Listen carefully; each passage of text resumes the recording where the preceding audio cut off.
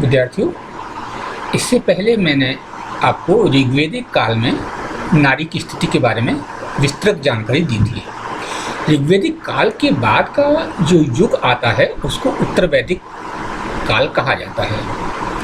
उत्तर वैदिक काल वो युग है जहाँ अधिकांशतः स्मृतियों की रचना हुई और वेदों की रचना हुई, यानी कि ये बहुत लंबा पीरियड है और इसमें अधिकांश धार्मिक ग्रंथों की रचना हुई। अब इस अवधि के अंदर समाज के अंदर क्या क्या परिवर्तन हुए, स्त्रियों की स्थिति सुधरी या बिगड़ी, इस बात का अध्ययन करने के लिए इस काल में मौजूद जो धार्मिक ग्रंथ हैं, जो स्मृतियां हैं, हमको उनको जानना होगा, उनको पढ़ना होगा, उनको समझना होगा। क्योंकि आप एमए के विद्यार्थी हैं, इसलिए मात्र टेक्स्ट बुक से आपका काम नहीं चलेगा। आपको कभी कभी मूल ग्रंथ भी देखने चाहिए और मूल ग्रंथ को देखने के बाद आपको अपना निष्कर्ष भी आपको बताना चाहिए कि आखिर में क्या वास्तव में उस समय समाज की स्थिति कैसी थी। जहाँ तक मैं आपको बता रहा हूँ कि उत्तर वैदिक काल में ब्राह्मण ग्रंथों की रचना हुई थी, इन जो स्मृतियाँ थी उनकी रचना हुई थी, नीति ग्रंथ जो थे हमारे उनकी रचना हुई थी। पर इन सब ग्रंथों को पढ़ने से एक निष्कर्ष हम निकाल सकते हैं कि इस युग में समाज में नारी का स्थान लगभग समान था। सामाजिक और धार्मिक कामों में स्त्री का अधिकार पुरुषों के ही समान होते थे। धार्मिक कामों में स्त्री की उपस्थिति अनिवार्य मानी जाती थी। स्त्री पुरुष की सहधर्मिणी थी। बिना स्त्री के कोई भी धार्मिक काम पूरा नहीं माना जाता था। स्त्रियां सामाजिक, धार्मिक, राजनीतिक गतिविधियों में पूर्ण स्वतंत्रता से भाग ले सकती थीं। इसलिए हम ये कह सकते हैं कि उत्तर वैदिक काल में नारी की स्थिति उस स्थिति में कोई विशेष गिरावट नहीं थी। वो लगभग उसी स्तर पर थी जिस स्तर पर हमें ऋग्वेदिक कालीन भारत में दिखाई देती है। अब इसी से जुड़ा हुआ एक दूसरा प्रश्न आता है कि उत्तर वैदिक काल के अंदर स्त्री के, नारी के काम क्या क्या थे, कार्य क्या क्या थे। लगभग वही काम जो ऋग्वेदिक काल के अंदर हमको दिखाई देते हैं, वही काम हमको उत्तर वैदिक काल के अंदर भी दिखाई देते हैं। काम क्या क्या थे? संतान उत्पन्न करना, संतान का पालन पोषण करना, बुजुर्गों की सेवा करना, सामाजिक जो और दायित्व थे उनका पालन करना, अतिथियों की सेवा करना, सामाजिक धार्मिक अभिलाषाओं की पूर्ति करना, जो अपने परिवार के प्रति जो भी दायित्व हो सकते थे उन सबको पूरा करने का काम ये सारी स्त्रियां क्या करती थी। यानी कि कामों में वही काम थे स्त्री के जो ऋग्वेदिक काल में हमको दिखाई देते हैं। यानी कि संतान पैदा करना, संतान का पालन पोषण करना, अतिथियों का सत्कार करना, लोक व्यवहार का पालन करना, बुजुर्गों की सेवा करना और परिवार के धार्मिक कृत्यों को पूरा करना। परिवार में जो भी धार्मिक कृत्य थे, अब चूंकि बिना स्त्री के पूरे नहीं किए जा सकते थे, इसलिए उन धार्मिक कृत्यों को पूरा करने का दायित्व भी इस समय स्त्री का ही माना जाता था। मनु जो बहुत बड़े चिंतक हैं, मनुस्मृति जिनका ग्रंथ है और भारतीय शास्त्रों में एक महत्वपूर्ण स्थान है मनु का, भारतीय शास्त्रकारों में बहुत महत्वपूर्ण स्थान है मनु का। वो स्त्री के बारे में लिखते हैं कि स्त्री कोई अनिश्चित बोझ नहीं है, यानी समाज के ऊपर कोई बोझ नहीं है स्त्री। अभी तो वो क्या है? मनुष्य की सामाजिक, धार्मिक, आध्यात्मिक अभिलाषाओं की पूर्ति का माध्यम है। तो बात सुन लीजिए, मनु स्त्री को अनाचित बोझ नहीं समझते। वो समाज के ऊपर बोझ नहीं है, वो मनुष्य की सांसारिक आध्यात्मिक अभिलाषाओं की पूर्ति का एक साधन है।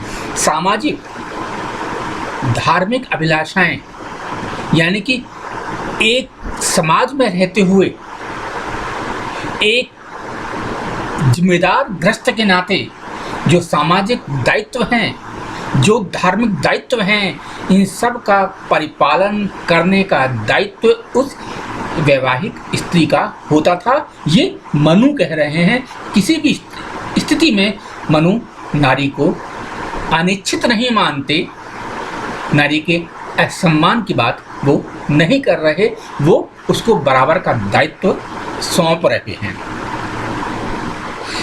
फिर भी इतना हमें मानना पड़ेगा कि स्त्री जन्म या कन्या जन्म बुरा नहीं माना जाता था, पर स्त्री की स्थिति पुत्र से थोड़ी सी कम, पर दत्तक पुत्र से थोड़ी सी ऊपर थी। यानी कि हम ये नहीं कह सकते कि कन्या बिल्कुल पुत्र के बराबर रही होगी, थोड़ी सी स्थिति थोड़ी सी कम मानी जाती थी, परंतु अगर वो गोद लिए हुए पुत्र के समकक्ष नहीं थी, इससे अच्छा तो कन्या को बेहतर ही माना जाता था। अब एजुकेशन में, शिक्षा के अंदर क्या परिवर्तन आए स्त्री के? क्या शिक्षा का अधिकार उससे छीन लिया गया? जी नहीं। उत्तर वैदिक काल के साहित्य में प्रचुर मात्रा में हमको ऐसे उदाहरण मिलते हैं जिसमें शिक्षा के अधिकार से उसको वंचित नहीं किया गया था। उपनयन संस्कार जो शिक्षा प्राप्ति के लिए अनिवार्य होता था, कन्या के लिए जरूरी था। कन्या शिक्षा जरूरी था। कन्या को वही शिक्षा दी जाती थी जो कि पुत्र को दी जाती थी। वो सह शिक्षा की अधिकारिणी थी, यानी कि वो गुरुकुल में रहकर अन्य शिक्षार्थियों के साथ रहकर वो शिक्षा प्राप्त कर सकती थी। इसलिए हम ये नहीं कह सकते कि उसको किसी भी अधिकार से वंचित किया गया था। वो पूरी तरह शिक्षा प्राप्त कर सकती थी। शिक्षा का मतलब वैदिक शिक्षा थी और वैदिक शिक्षाओं का वो वैदिक शिक्षाओं को ले सकती थी, उनका पठन पाठन कर सकती थी और अपने धार्मिक कर्तव्यों का वो निर्वहन कर सकती थी। यज्ञ और वैदिक परंपराओं का वो पालन कर सकती थी। उपनयन संस्कार उसका जरूरी होता था। सह शिक्षा वो ले सकती थी और वो गुरुकुल के अंदर भी अध्ययन कर सकती थी। तो मेरे कहने का मतलब है कि उत्तर वैदिक काल में शिक्षा के स्तर में भी किसी तरह की गिरावट हम नहीं देखते हैं। यजुर्वेद जो महत्वपूर्ण ग्रंथ है, वो इस बात को मानते हैं कि बालिकाओं का भी उपनयन संस्कार जरूरी होता है। यानी कि कन्या का उपनयन संस्कार, यानी उपनयन संस्कार के बाद शिक्षा का अधिकार दे दिया जाता था। कन्या का उपनयन संस्कार जरूरी माना जाता था यजुर्वेद के अनुसार। वशिष्ठ सूत्र एक महत्वपूर्ण हमारा ग्रंथ है। वो बताते हैं, वो लिखते हैं कि उपाध्याय की तुलना में आचार्य 10 गुना प्रतिष्ठित है। आचार्य से 100 गुना प्रतिष्ठित पिता है और पिता से सहस्त्र गुना प्रतिष्ठित माता है। यानी कि माता का स्थान सर्वोपरि होता था। माता के रूप में वो पूजनीय थी, वंदनीय थी और ये अधिकार उसका एक तरह से एकाधिकार था। इससे उसको वंचित नहीं किया जा सकता था। ये था उत्तर वैदिक कालीन भारत। यानी कि माता की प्रतिष्ठा प्राचीन भारतीयों में स्त्रियों के गौरवपूर्ण इतिहास का एक गौरवपूर्ण पृष्ठ हम कह सकते हैं। किसी भी तरह का उनके साथ हम पक्षपात नहीं देखते। अब अगला स्टेप आता है कि विवाह की क्या स्थिति थी। यानी कि उत्तर वैदिक काल में क्या विवाह के बाद स्त्री की स्थिति में कुछ परिवर्तन आए थे? जी नहीं। विवाह वही वयस्क अवस्था में होती थी। यानी कि 16 वर्ष तक की अवस्था तक जो नारी थी, जो स्त्री थी, जो कन्या थी, वो अविवाहित रहती थी। 16 वर्ष के बाद उसका विवाह किया जाता था। विवाह वयस्क अवस्था में किया जाता था। विवाह तक उसको शिक्षित बना दिया जाता था, विवाह योग्य बना दिया जाता था और उसके बाद उसको अपना वर चुनने की भी परंपरा थी। उस युग में आज से हजारों साल पहले के भारत में कन्या को अपना इच्छित वर चुनने का अधिकार था। स्वयंवर के माध्यम से वो अपना इच्छित वर चुन सकती थी। ये एक महत्वपूर्ण अधिकार था, यानी कि वयस्क से उसकी जो शादी थी वो वयस्क अवस्था में थी, बाल विवाह नहीं था, परिपक्व अवस्था में उसका विवाह किया जाता था। वो चाहे तो अपने इच्छित वर का चुनाव भी कर सकती थी, और अगर वो विवाह करना नहीं चाहती थी तो उसको अविवाहित रहने का भी अधिकार था। यानी कि विवाह आवश्यक तो था परंतु अनिवार्य नहीं था।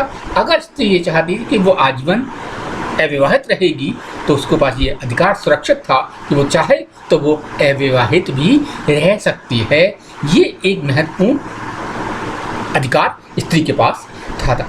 यानी कि और इसके साथ विवाह के बाद उसके अधिकारों में निश्चित रूप से और ज़्यादा उसके अधिकार विवाह के बाद बढ़ जाते थे।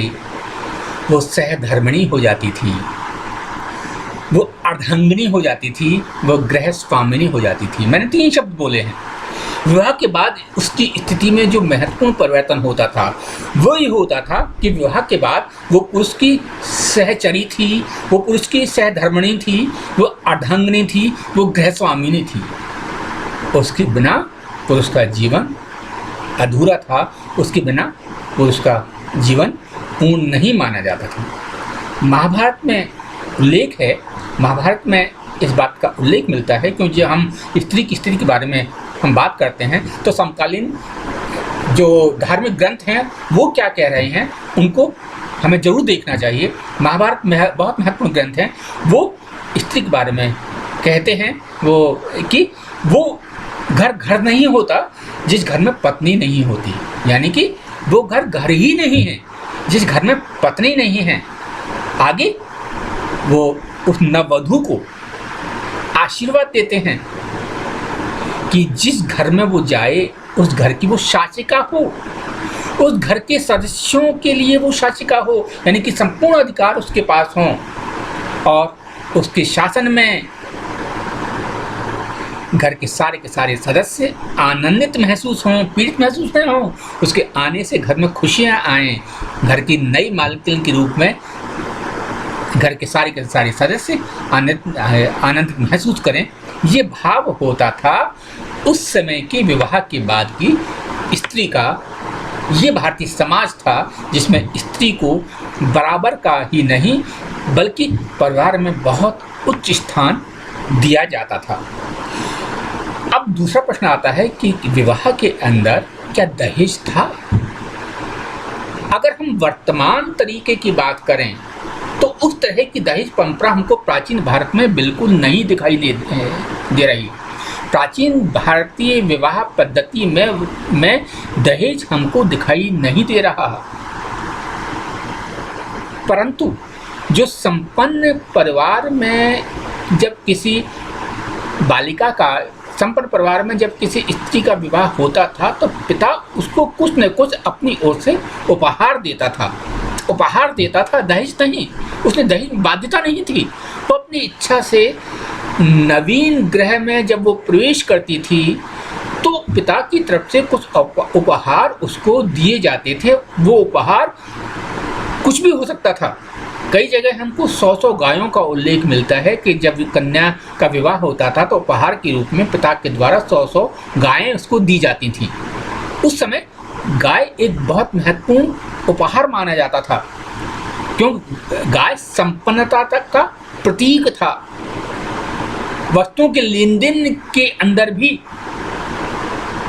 गौ का प्रयोग किया जाता था, इसलिए गौ के माध्यम से उसको उपहार दिया जाता था। परंतु ये अनिवार्य नहीं था, ये पिता की इच्छा के ऊपर निर्भर था कि वो अपनी पुत्री को क्या चीज़ वो देता है। हमें आभूषण देने के भी कुछ उदाहरण हमको मिलते हैं, यानी कि विवाह के समय आभूषण भी उसको दिए जाते थे, परंतु पिता अपनी सामर्थ्य के अनुसार ही उसको उपहार देता था। किसी भी तरह का सामाजिक बंधन, सामाजिक बाध्यता विवाह के समय पिता के ऊपर नहीं थी कि वो अपनी बेटी को, अपनी पुत्री को किसी तरह का उपहार जबरदस्ती दे या समाज उसके ऊपर दबाव डाले कि उसको ऐसा करना पड़ेगा। ऐसा उदाहरण हमको उत्तर वैदिक काल में दिखाई नहीं देता। पारस का गृह सूत्र एक और महत्वपूर्ण ग्रंथ है। वो हमें बताता है कि विवाह के बाद पति पत्नी की स्थिति आखिर होती कैसी थी। पारस का गृह सूत्र हमको बताता है विवाह के बाद पति पत्नी आध्यात्मिक दृष्टि से एक इकाई बन जाते थे, यानी कि वो दो यूनिट नहीं है, वो अलग अलग नहीं है, वो एक इकाई हैं। और विवाह का उद्देश्य केवल भौतिक नहीं है, सांसारिक नहीं है, वो आध्यात्मिक है। परलोक प्राप्ति के लिए, पुरुषार्थों की पूर्ति के लिए, धर्म अर्थ काम मोक्ष के पुरुषार्थों को प्राप्त करने के लिए अर्धांगिनी की जरूरत थी, सहचरी की जरूरत थी। अकेला पुरुष इन दायित्वों को पूरा नहीं कर सकता था, उसके लिए सहधर्मिणी होना आवश्यकता थी, अर्धांगिनी का होना आवश्यकता था। महाभारत इसके भी बहुत आगे की बात करता है। महाभारत कहता है में लिखा है कि पत्नी पति की प्रसन्नता की पूंजी है, पत्नी पति की प्रसन्नता की पूंजी है, ये महाभारत कह रहा है। क्योंकि इसका रीजन बताता है कि घर में पुत्र पुत्रियां सब कुछ है, परंतु अगर पत्नी नहीं है तो पत्नी के अभाव में वो घर सूना है। दोबारा सुन लीजिए, महाभारत का ये कथन है कि पत्नी पति की प्रसन्नता की सूचक है, घर में सब कुछ है, बच्चे हैं, परिवार के और सदस्य हैं, पुत्र पुत्रियां हैं, पुत्र वधुएं हैं, परंतु अगर पत्नी नहीं है तो वो घर पूरा नहीं है। पत्नी के अभाव में वो घर सूना है तथा गृहिणी विहीन घर वन के समान होता है। जिस घर में पत्नी नहीं होती वो जंगल है, वो वीरान है, ये महाभारत कहता है। ब्राह्मण ग्रंथों में पति पत्नी संबंधों को मित्रवत बताया गया है, यानी कि दोनों मित्रवत हैं, दोनों एक हैं, हम उनको अलग अलग इकाई के रूप में नहीं मान सकते। तो ये सारी की सारी बातें जो उत्तर वैदिक काल के विभिन्न ग्रंथों से हम पाते हैं, विभिन्न ग्रंथों में इन बातों का उल्लेख है, वो सारी की सारी बातें हमको ये बताती हैं कि उत्तर वैदिक काल में भी स्त्री की स्थिति के अंदर कोई गिरावट नहीं थी, न तो उसके ऊपर किसी तरह का बंधन था, वो सहचरी थी, वो सहधर्मिणी थी, वो वेद मंत्रों की रचिता भी थी, वो गायिका भी थी, वो पुरोहित भी थी, वो सहधर्मिणी भी थी। यानी कि जितने अधिकार पुरुष के पास थे उतने ही अधिकार नारी के पास थे, वो किसी भी तरह की हीन अवस्था के अंदर नहीं थी। ये हमको ये वैदिक काल के बाद उत्तर वैदिक काल के समाज में हमको दिखाई देता है।